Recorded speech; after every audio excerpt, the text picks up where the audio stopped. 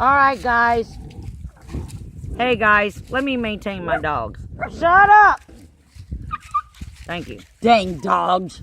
I got a lot of Chiweenies. If anybody wants a Chiweenie, let me know, because there's a lot of puppies, little itty bitty puppies I still gotta find homes for. And an albino. And a pure white albino one. The nose never turned black or anything. She's red around the eyes. With demon eyes. They were born on Black Friday of this year, guys. Also, I wanted to do this little intro before I downloaded what I got from the house. And I only got a little over 6 minutes. And I did have one after that, and it was like over 14 minutes. And I don't know what's wrong with this house. It erased things. Didn't mine. And when I videotaped the front of the house, I wanted to show you guys that, because it looked like somebody was standing at the window, but it erased that. So I'm going to end up going back, but not anytime soon right now, because we're going tomorrow to do this house that I lived in. And somebody else too. Not only through video or voice recorder or anything, you can plainly hear it by ear. The things that happened to me in this house was pretty bad. I mean, at first it was like I wasn't bugged about it. The gentleman built this house before World War II. He built it for his wife, and he also served in the war. And he had things from France sent, you know, barrels of wine, antique dining room set, all kinds of things when he was in the force. And, but after that, it became empty, and it went through a couple of family members, and then they ended up selling it. Well, then there were some people that were doing bad things in it. It was busted and everything. Well, me and this girl that was staying there before I was, her name's Gwen. She's a good friend of mine. She's a hippie. Yeah, she's a hippie 60 chick. And she had experiences there. And the residual hauntings are like, they're just residual. To me, it's every day that people would do. I mean, you hear walking from the front room into the dining room with heavy boots like field boots. And it just repeat itself every now and then. And we're never staying no big all deal. Night. And then the gentleman that would pass in front of my window at 5 in the morning and between 5 and 6 in the afternoon, it was just residual, just something that would happen on, you know. And to me, it was him going back and forth to work and stuff. So it was nothing malicious of the whole thing when I first started living in this place. But somebody was playing things in there that should not have been played, and opening the door that they did not close. And at first it didn't bother me, but then I started having somebody watch me while I'm sleeping, which would freak me out. My husband said, you know, I'd wake up in the night having to go to the bathroom. Everybody does. Have to go take a wee. So, oh my God, I can't believe you said that. Well, wee's better than saying it the other way. So. Right. And so I would get up and I'd see this person standing over me watching me sleep. And my husband said, well, maybe it's because you just opened your eyes and it's dark and your eyes ain't focused. And I thought, okay, well, maybe he's right, you know. And I had got up one night to go to the bathroom, and I seen it, and I thought I would start thinking like my husband, and I went to go ahead and get out of bed, and this thing slammed its face into my face. It looked like dirty smoke, and it was like you know, rolling, and I could see his eyes and his mouth, and he just slammed it in my face, and I jumped from my side of the bed onto my husband. I said, something's in this room. You can't tell me nothing's in this room. And I talked to my pastor after that. Because it was really freaking me out, because this was not a residual. It's not something that was just repeating itself. This was like, you know, knew what it was doing. It wasn't dumb. And I sat there, and my husband, I talked to my pastor about it, and he told me that I needed to take a stand. So I walked in my room one day, and I said, you know what? This is my bedroom. I don't care where you go in the house, but this is my room. Don't stand up. I don't like it when people stand over me, watch me sleep, even if you were alive. Right. I don't like it. It creeps you out. Yeah. So I said, just stay out of my room. This is my bedroom. So from then on, guys, it didn't go in my room, but it would stay in it would peek its head, you know, in the doorway at you. And my grandson, he had never been there. It's the first time he spent the night there. And my husband thought I was crazy of what I was seeing. And I explained to him what I was seeing. It was a dark shadow. I had a hat, you know, like a cowboy type hat. top hat, whatever you want to call it. And when my grandson spent the night, he had woke up that morning and he told his grandpa, my husband, that he seen somebody peek his head, through the door and looked in. And of course, me and my husband don't want to freak him out because he was only 13 years old. I don't like to, put things in my kids' heads.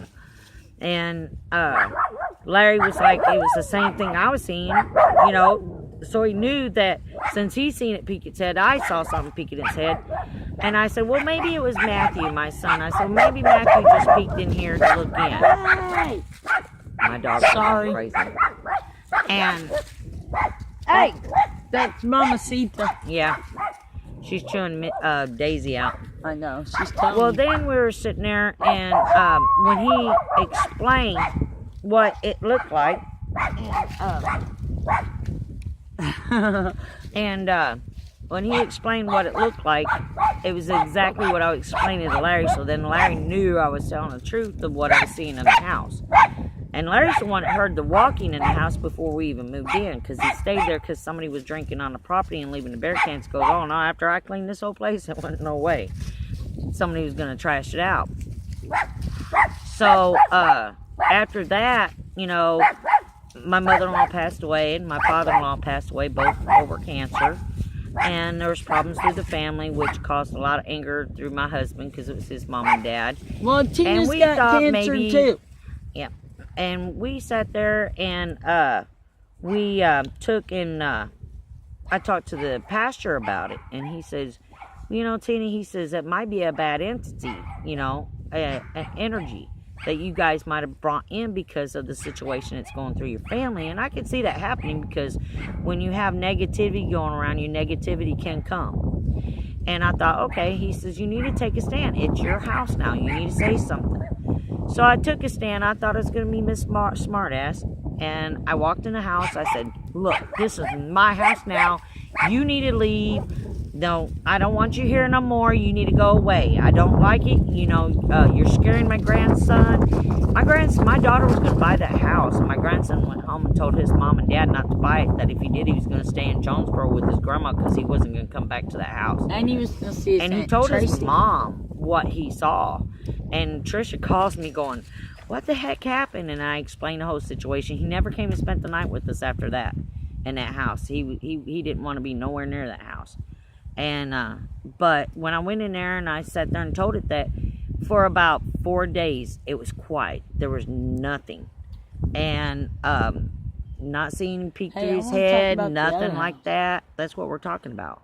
No, I'm talking about. Oh, the yeah. one- And I sat and Just on- I was sitting there, and all of a sudden I wake up with this entity sitting on top of me. He had both hands through my chest and had a hold of my spine, and he was pulling my spine, and it was hurting. And I couldn't move, I couldn't yell, but all I could do is go, ow, ow, ow, ow, ow, ow, because it was making me hold my breath. And the whole time he's doing this, he's in my face real close, guys, not even that much. He's in my face going, I'm not a figment of your imagination. I'm not an energy that you brought in this house. This is my house, and you're leaving this house whether you like it or not. And I'm going to tell you guys, I've never been physically attacked. I've been touched. I've seen things. I've heard things. Ouija board stuff, everything like that. But and felt things watching me when I take showers. But I've never, ever been physically hurt. And when this thing physically attacked me and hurt me 2 weeks later, found this land. It's 5 acres, and I bought this property. I got my house now, which I'm excited about. So, I mean, this is 5 acres. I got 20% into the woods, or 20 feet into the woods. I can go camping. I have no neighbors or anything. You can run around here naked. Ain't nobody gonna see you. I can't say It's nothing, great. so I'll make it taste. So, Till I get to talk. this is a pretty bad house. I'm kind of scared about going back Not because me. I ain't been back. I've been back, but I stayed in the car my husband went in.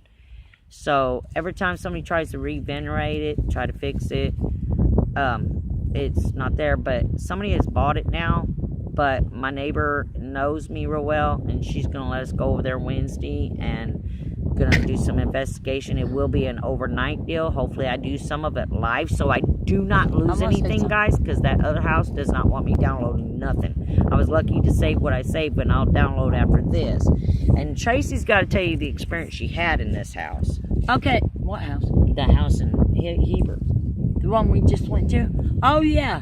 I went potty in their toilet. And I lifted up the seat, I went potty, put it down, didn't pay no attention to it. And me and Tina come back to the bathroom, it's on mine. Well, me and Tina came back to the bathroom, and there was a glove, perfect glove, sitting on top of the toilet seat. And what Tina's like, oh my God, look at it. And I said, Tina, if that would have been there, man, it would have fell off when I lifted the toilet seat. Well, it was there. And I personally filmed the same thing Tina did at the front of the house. Well, on Tina's recorder, As I was recording. As she was recording the house, she seen a person in the window. Well, I was recording at the same time she did, so hopefully I got in mine, and we'll figure out how to download mine to hers to show y'all. Yeah. Well, we heard whispers, moaning, and what's weird about it is I was right by Tina recording on my phone. Well, Tina gets these orbs and the groaning or the moan, crying, people talking and all that, but I was right beside her and didn't get nothing on mine. Well, I watched enough paranormal to know you can be beside each other and one get and one not. So I was real excited to have last. Real excited about this house, so even though Tina's scared, I'm not scared. You didn't live in it. Well, I'm going in it, and we're going to be in there all night. So we'll do a 3 o'clock challenge. Hey guys, 3 o'clock challenge. I know you guys seen it on YouTube plenty of times. The 3 o'clock challenge that we're gonna do is one of the guys on here. I forget his name, and I'll remember it when I get there. I'll tell his name because you guys gotta subscribe to his channel. He's great, like Omar and James the fam. Also James and Jay, we agree with you, man. I wanted to go to Disney, and now I don't even know if I even want to go. I'm not going, man. That's horse shit. Up. Excuse my French. They should have never treated you guys like that. I love you guys. Watch you all the time. Watch everything you download. And Patty, G-Team, and Joe, I love you guys. And Fam, and Mo, Sargie, and all y'all. I watch y'all all the time. I mean, Omar and Mo, when I first started watching, they're the ones that got me into doing this. Because like my sister said, I do have cancer. It's non-survival. It's my 4th time though, guys. I was a 3-time survivor. I'm not messed up about it. And I support But it. we want to live a little. Yeah. You know? So we're going to live a little, and I'm doing this because it's something I've always wanted to do because I've had stuff happen to me a lot. And so is my sister. We grew up in bad houses. So it's something I want to do. But he's a great guy, and it's the paper challenge, the door challenge, where you ask it 3 questions and you put it by the door and it goes under, and there ain't nobody gonna be there but us 3. We might have a friend show up later, but he may not stay long, and I don't think I'm gonna film him because he doesn't like to be filmed. No, so when he's there, there's gonna be 3. There's gonna be probably about 2 of them that I download, and one's gonna, the last one, the 3 a.m. challenge, we're doing live, guys. So there will not be no cuts, no edits or anything. No. We're gonna see if it actually works. We're gonna be in a haunted house, and I know for a fact it's haunted. Oh, I want to say something else. We are gonna definitely do that paper challenge. Heck yeah. Oh, and it's also reported at 5 in the morning. You see a shadow go by the window, like.